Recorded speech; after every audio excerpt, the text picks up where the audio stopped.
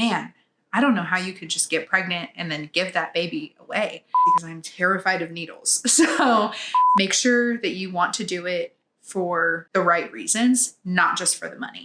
I know these are scary things that a lot of people don't like to talk about. My name's Alison, and I just finished my first surrogacy journey. And ever since, I've been getting a ton of questions. So I figured today we could answer some of those frequently asked questions. So grab your tea or coffee and let's chat. The one thing that I get asked about all the time is the requirements of becoming a surrogate. First and foremost, yes, you do have to have a previous pregnancy in order to be a surrogate. If you've proven that you've had a healthy pregnancy in the past, then odds are you're going to have a healthy pregnancy in the future.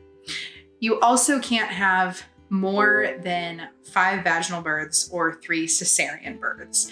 And as far as that childbirth requirement goes, it's pretty cut and dry. One of the biggest reasons they want to make sure you have had an uncomplicated pregnancy in the past is because there are potential things like gestational diabetes or preeclampsia, postpartum hemorrhage. And if you've had these in the past, odds are you're at a higher risk of having them in the future. I am a way different person now than I was whenever I had my daughter.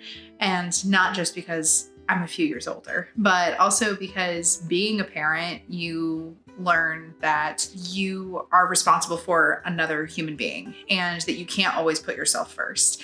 And I feel like when being a surrogate, you have to understand that you're making that sacrifice, but for somebody else. For me, that's never really been a big ask. I love being pregnant and I love helping people. And I'm sure you're wondering, man, I don't know how you could just get pregnant and then give that baby away. But it's not like that. That's one of the things that I hear the most whenever I tell somebody I was a surrogate. And the thing is, that's not my baby. I have a 7-year-old of my own. And whenever I was pregnant with her, I knew she was my baby. I was getting a nursery ready, I was picking out a name, all of the things that you do whenever you're having a baby. But whenever you're a surrogate, you're not doing all of those additional things. It's kind of like you're just living your normal life. You happen to be pregnant.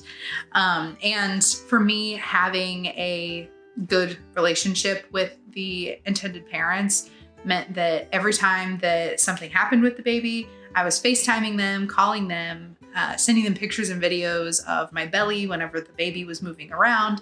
And all of that adds to the notion that this isn't your baby. I'm one of those people where I have always wanted to be a surrogate since I was 10 years old. Whenever I turned 18, I looked into all the requirements and saw, oh, you have to be at least 21 years of age and you can be as old as 40. Sometimes there are exceptions, but typically they stay within that 21 to 40 range just because they want to make sure that you have a good pregnancy. And whenever you get higher up in age, it's more likely that you can experience difficulties. Another thing that's really important is having a good support system. Especially in pregnancy, you never really know what it's going to look like. And if you're pregnant, regardless of if you're a surrogate or if you're having a baby of your own, you really need people in your corner.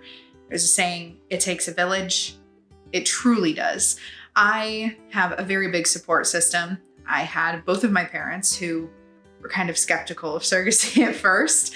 I had my wife, my twin sisters to help me through doctor's appointments, ultrasounds, even the shots, because I'm terrified of needles. So having somebody there for you, not only for all the big stuff, but even to help you whenever you're just having a bad day and you need somebody to cry to, is so important. Another part of the process is they want to make sure that you are financially stable, financially independent. So what this means is that you're not using any type of government assistance.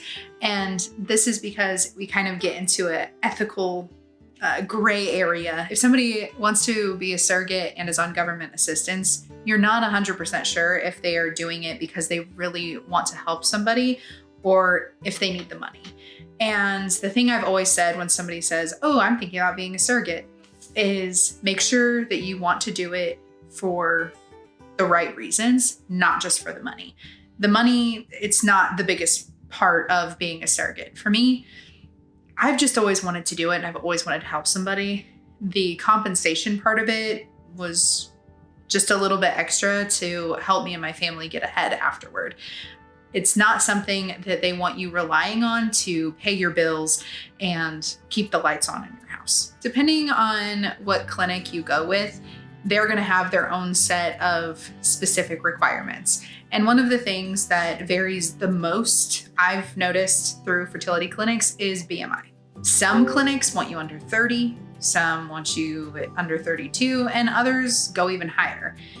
I have friends who did IVF and they went through fertility clinics and they had fairly high BMIs. So don't let that stop you before reaching out to see if you even qualify, because a BMI is not the end all be all. And sometimes they do make exceptions. And I think this goes without saying, but also if you want to be a surrogate, no smoking, no alcohol.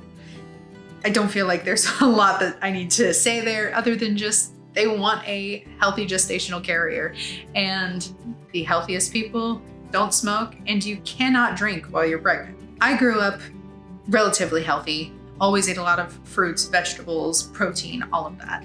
But I started exercising and really focusing on what type of foods I was eating, because I wanted to make sure that whenever I did get pregnant, that I already had healthy habits built. I was like, okay, I'm growing somebody else's child. And for me, I wanted to make sure that the baby that I popped out for this couple was perfect in every way, shape, or form, and that I did everything that I could in my power to give them a extremely healthy baby. Another thing is you cannot have any felony convictions. You are a stranger to these people that you're going to have a baby for most of the time.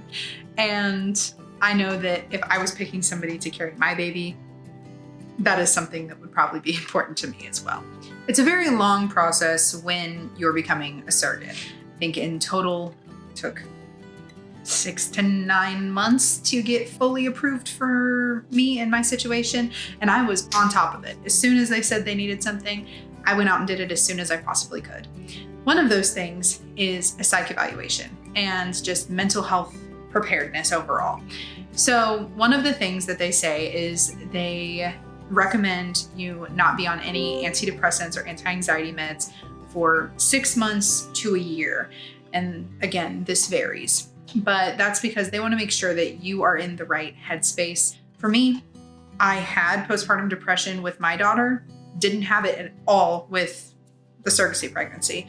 And I think a lot of that had to do with the fact that I was in therapy before I got pregnant and during my pregnancy. Now, if you are currently on antidepressants, but you really want to be a surrogate, don't hesitate to reach out to an agency like the one I used, American Surrogacy, because it's going to take you time to get through this approval process anyway. So you can easily wean yourself off of whatever medication if you're ready while going through all of the steps of approval. One of the perks about surrogacy, in my opinion, was travel. Depending on the family that you go with, their clinic could be somewhere not local to you and where you're located. For me, our clinic was in North Carolina. And so I did have to make sure that I had childcare figured out and I was okay to get on a plane. Depending on the couple that you match with, it could be longer, could be shorter, based on where their fertility clinic is based. For me, I was just there for 3 days, a day before, a day for the procedures, and then left the next morning. So it's very simple, very easy. And all of that travel is paid for by the intended parents. And the cool thing that I didn't know initially is you're also given meal stipends and things like that while you're traveling. And they will also pay for lost wages if you have to take time off work in order to go to the fertility clinic. As a surrogate, it is so important to have good communication with not only your agency, but also the intended parents. Whenever I was going into my surrogacy journey, it was really important for me that I was matched with a couple that we could have one-on-one communication. Other people prefer a more transactional approach, but for me, I am very relationship oriented, and I wanted this to be a journey with the intended parents, not something that I was doing by myself. And so it's very important that you take time out of your day to talk to the intended parents, because at the end of the day, you're having their baby. And as a parent, which you have to be a surrogate, you'd want to know everything that was going on with your child throughout the day too. This also means being responsive and communicating what happens at doctor's appointments. My intended parents weren't local, so every single doctor's appointment that I had, we were on FaceTime through the entire call. My doctor was really good about talking directly to them too, answering all of their questions. And I was high-risk pregnancy as well. High-risk doctors were just as great with keeping the intended parents involved and not just speaking to me. And lastly, it's important that you are done growing your family before you could become a surrogate. For me, I was completely done having children. I thought maybe I would adopt in the future, but I didn't want to have another child for myself. And that's why I became a surrogate. But it's really important that you are done having children, because there are potential complications like loss of reproductive organs like your ovaries, fallopian tubes, and even uterus.